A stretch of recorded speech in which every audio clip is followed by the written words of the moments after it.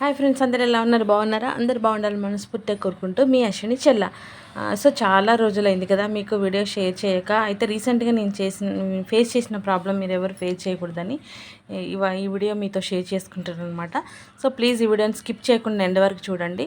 Video నచ్చితే like చేయండి, share చేయండి, కామెంట్ చేయండి, సబ్స్క్రైబ్ మాత్రం మర్చిపోవద్దు ఫ్రెండ్స్.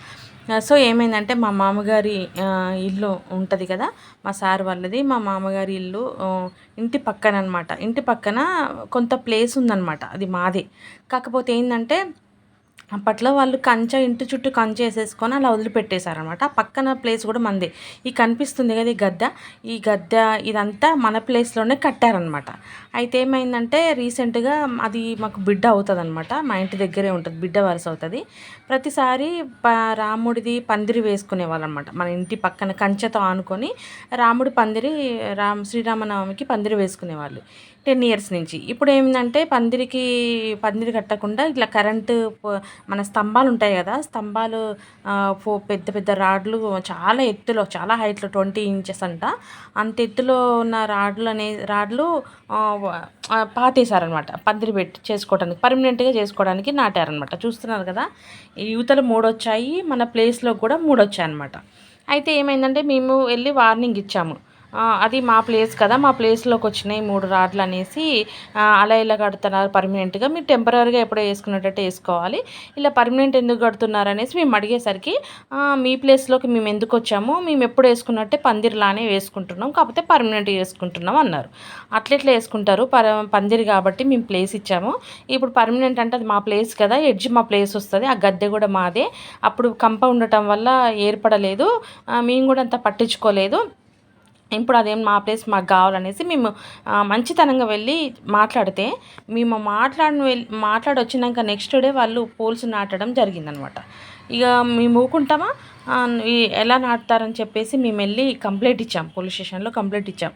ఇస్తే వాళ్ళు వచ్చి మర్యాదగా తీసేమని చెప్పిపోయారు. వాళ్ళు అయినా తీయలేదు. సరే అనేసి మళ్ళీ మేము మున్సిపాలిటీ ఆఫీస్లో వాళ్ళ ద్వారా వెళ్దామని వెళ్ళి కంప్లైంట్ ఇచ్చొచ్చాక వాళ్ళు వచ్చి చూసి చెక్ చేసి, ఎప్పుడు పందిరి వేసుకుంటున్నారు కదా, అలానే వేసుకోండి అమ్మ, ఇలా పక్కనున్న వాళ్ళని ఇబ్బంది పెట్టి ఎందుకు వేయటం, దేవుడు ఎక్కడైనా దేవుడే కదా, ఇప్పుడు నీ ఎదురుగా ఉంది కదా, నువ్వు వేసుకోవచ్చు కదా అమ్మ, వీళ్ళింటి స్థలంలో నువ్వు ఎందుకు వేయాలనేసి వాళ్ళు కూడా మంచిగానే వార్నింగ్ ఇచ్చారు.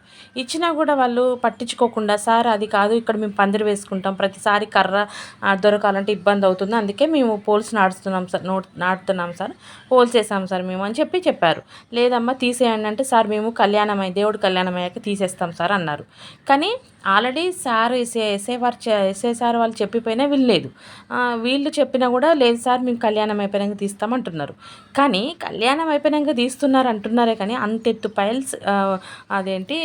కరెంటు పోల్స్ వేసేసి వాళ్ళు అలా కట్టడం మాకు ఈశాన్యం కదా, ప్రాబ్లం అవుతుంది, వద్దు అని చెప్పినప్పుడు మన ప్లేస్లో వేశారు కాబట్టి మనకి అబ్జెక్షన్ ఉంటుంది. అలా పెట్టినా కూడా వాళ్ళు వినిపించుకోకుండా ఆ సార్ని కూడా వాళ్ళు ఆ సార్ కూడా మంచి చేసేసుకొని, ఆ సార్ని కూడా బాగానే కలుపుకొని ఆ సార్తో చెప్పించారనమాట. ఈ ఒక్కసారి దేవుడిది అయిపోయినాక వాళ్ళు తీసేస్తారులే అమ్మ అని చెప్పారు. సరేలే అనుకున్నా మేము పీకి పెట్టామన్నమాట, కంప తీసేసామన్నమాట. ఎందుకంటే ప్లేసు వచ్చే వాళ్ళకి అర్థం కావాలనేసి తీసేసామన్నమాట. తీసి ఏం చేసాం, గోడ కడదామని ప్లాన్ చేసాం. అయితే వాళ్ళు ఏమన్నారంటే, ఇప్పుడే వద్దు, ఇప్పుడు ఆల్రెడీ కేసు నడుస్తుంది కదా, ఇప్పుడు ఎందుకు కట్టడం, వాళ్ళు ఆ స్తంభాలు తీయటం ఏదో అవుతుంది కదా, తీసాక మీరు అప్పుడు మీకు గోడ కట్టుకుందరు అంటే సరేలే అనేసి మేము ప్రజెంట్గా అప్పటి వరకని ఆ గ్రీన్ పరదా అనేసి తీసుకొచ్చి చుట్టూ మా ప్లేస్ ఎంత ఉందో అంతవరకు మేము కప్పేసి పెట్టుకున్నాం అనమాట.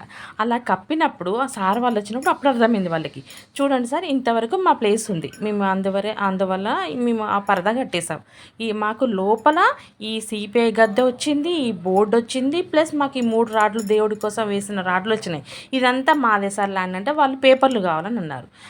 అప్పట్లో ఇప్పుడు 60 ఇయర్స్ బ్యాక్ ఇల్లులండి అవి పేపర్లు ఎలా దొరుకుతాయి, ఆ పేపర్లు లేవు అప్పట్లో వాళ్ళకి, అక్కడ ఆ ఏరియాలో ఎవరికి పేపర్లు లేవు సార్ అంటే, లేదమ్మా కావాలనేసి వాడు కొంచెం ఉల్టా మాట్లాడిండు.